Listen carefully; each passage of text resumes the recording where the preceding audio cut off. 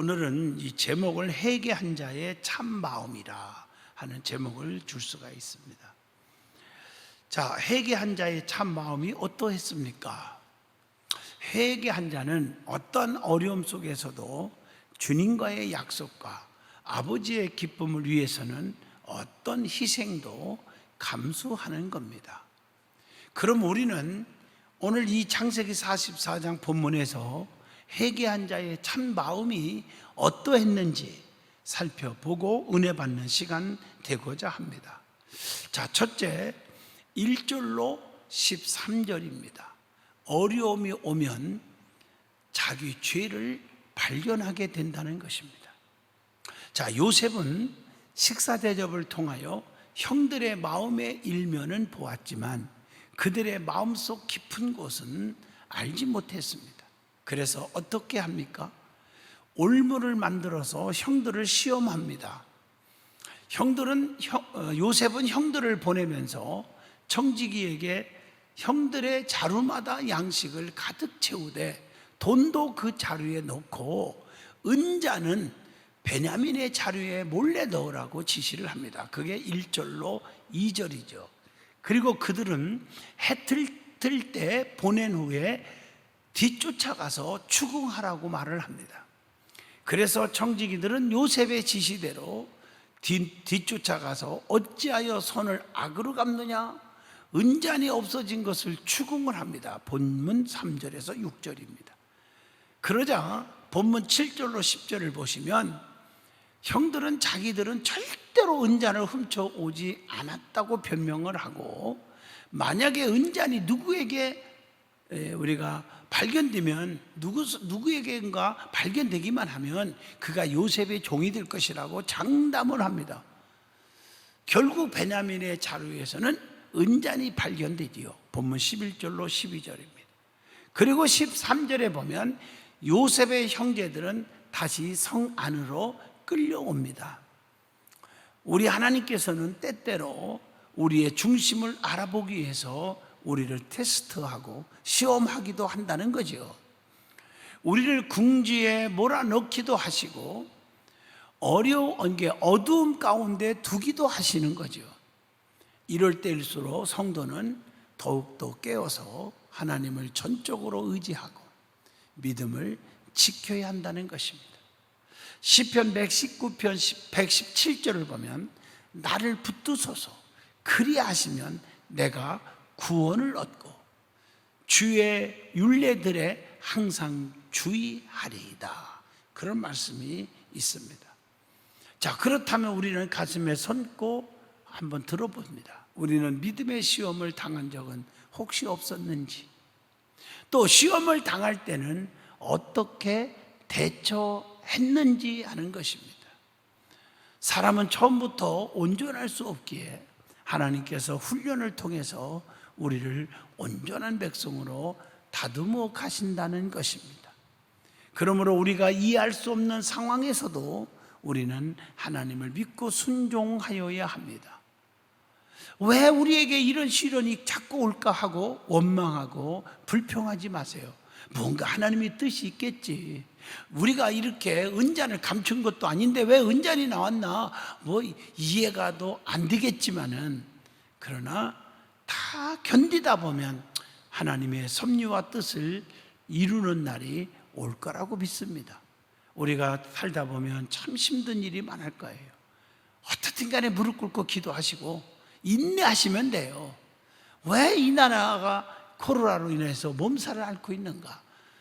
저는요, 하고 싶은 얘기 많지만 여러분에게 그냥 지나갑니다. 때가 되면 언젠가 반드시 하나님이 이래서 이런 고난을 줬구나 하고 반드시 그날이 올 거고 좋은 날이 올 것입니다. 인내하고 견디시기를 바랍니다. 본문 두 번째 14절로 17절입니다. 모든 일에 다른 사람을 탓하지 않습니다 하는 것입니다. 요셉이 형들에게 어찌 이런 일을 행했느냐 문책했을 때 오늘 본문 16절에 유다가 나서서 뭐라고 대답을 했습니까? 베냐민에게만 책임을 지우지 말고 공동으로 책임지기로 합니다. 사실은 은전이 베냐민에서만 나왔잖아요. 사실 요셉은 그렇게 하는 이유가 있잖아요. 이전에 유다는 요셉을 팔 때 하나님을 두려워하지 않았습니다. 또 형들도 전에는 서로 반목과 질시를 일삼았지만 이제는 자기보다 다른 형제들의 안전을 더 생각하는 유다가 되었습니다. 그만큼 하나님을 경외하는 믿음이 성장한 것이 아닌가 생각을 해봅니다. 우리는 신앙생활을 하면 할수록 믿음이 성장해야 하잖아요. 자, 그렇다면 우리는 다른 사람, 이웃이나 친구나 성도들의 문제를 나의 문제로 생각한 적은 없는지, 아니면 다른 사람의 문제를 그저 방관만 하고 무관심하고 있었지는 않았는지 반성을 해보면서, 또는 책임을 다른 사람에게 전가하지는 않았는지, 유다와 같이 성숙한 그런 마음을 좀 가져야 되는데 그렇지 못했는지를 반성을 해보면서 말씀을 듣습니다.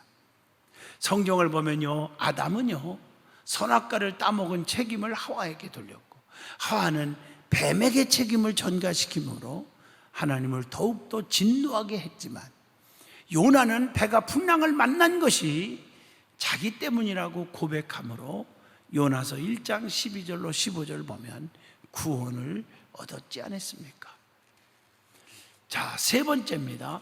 희생적인 중보의 역할을 합니다 하는 것입니다. 그게 18절로 우리가 34절까지 말씀이죠.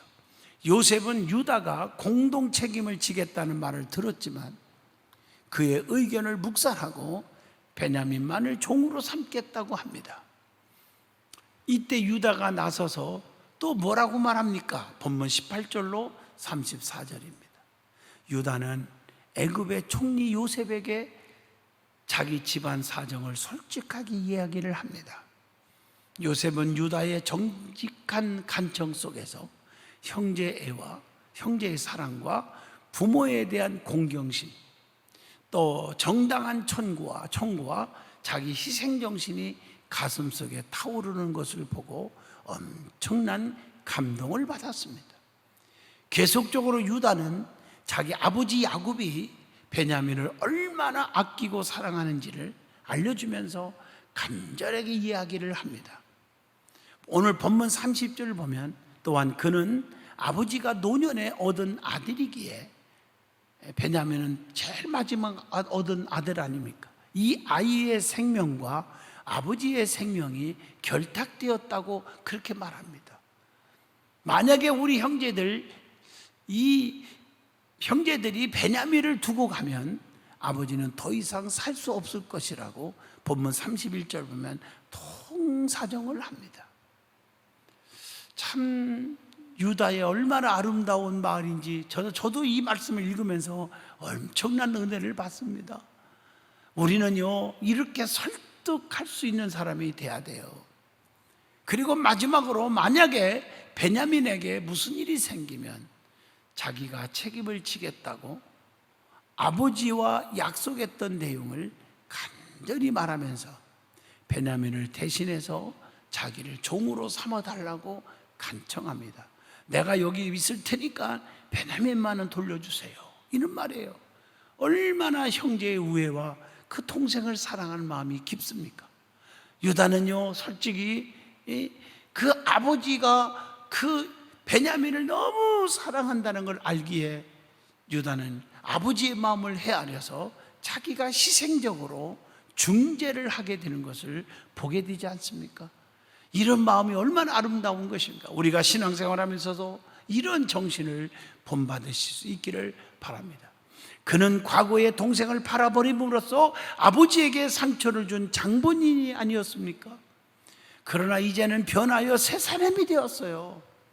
아버지의 마음을 100분 이해하고 동생을 사랑하는 마음을 한번 보십시오.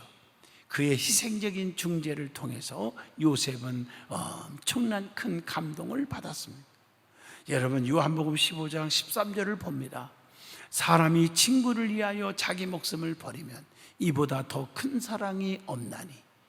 자, 그렇다고 한다면 오늘 우리는 누구를 위해서 중보 기도를 해야 하느냐 하는 말씀입니다. 회개한 자의 변화된 모습 중 하나는 희생적인 중재의 역할을 하는 모습이라고 저는 생각을 합니다. 오늘 창세기 44장을 통해서 그 유다의 깊은 사랑과 그 변화된 모습을 우리가 깨달았습니다. 얼마나 멋있는 마음입니까? 유다 같은 마음을 가질 수 있기를 바라겠습니다. 기도하겠습니다. 살아계신 하나님, 오늘 창세기 44장을 통해서 은혜 받게 하여 주심을 감사합니다. 이 은혜가 우리 속에 영원히 간직되게 하여 주시옵소서. 하나님, 유다와 같이 형제를 사랑하고 부모를 생각하는 마음이 뜨거워지는, 그리고 희생정신을 가지고 살아가는 그 마음을 우리도 갖게 하여 주시옵소서. 예수님 이름으로 기도하옵나이다. 아멘.